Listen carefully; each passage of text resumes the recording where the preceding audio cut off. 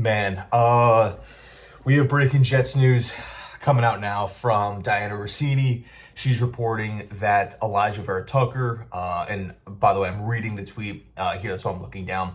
Jets guard Alijah Vera-Tucker has suffered a potentially serious injury and could miss significant time.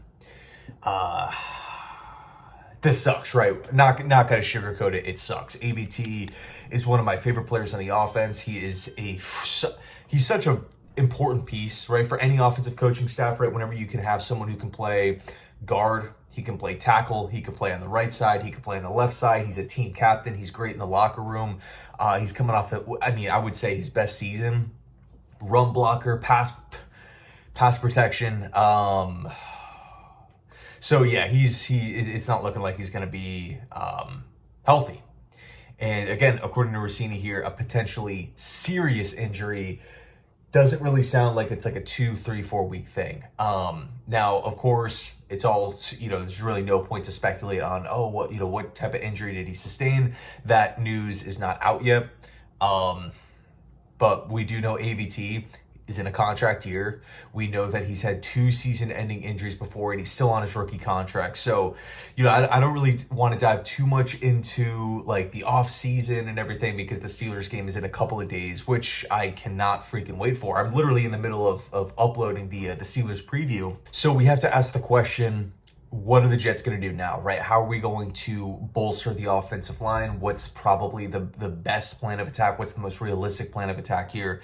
I think, there's really 2 options, or 3 options if you want to include trade, but, 2 options that the Jets can look at like right this second.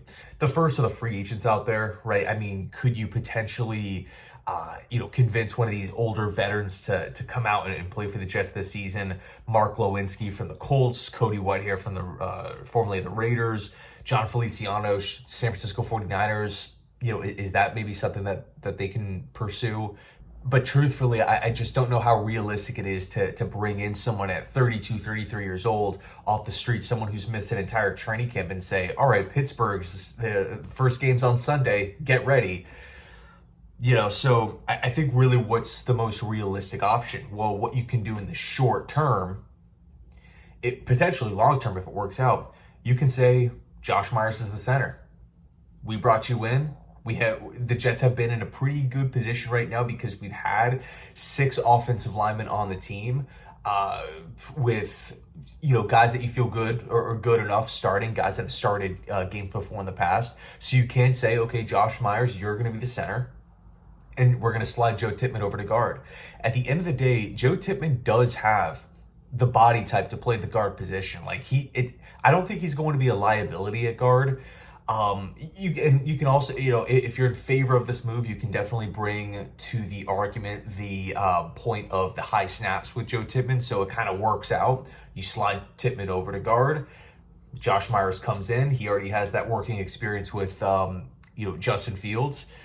Could that be the potential short-term option? I think the answer is probably yeah. And then you bump up, you elevate one of maybe the interior offensive linemen on the practice squad, potentially Cole Laval, who was someone who I was actually really impressed with back in the spring football league. And then if you take a look at him in preseason, didn't allow a sack, didn't allow a pressure or anything. And I felt like in that 3rd game against the Eagles, that was his best outing. So you can elevate him emergency backup guard. Of course, you still have Xavier Newman there as well. So, damn, man, AVT significant injury.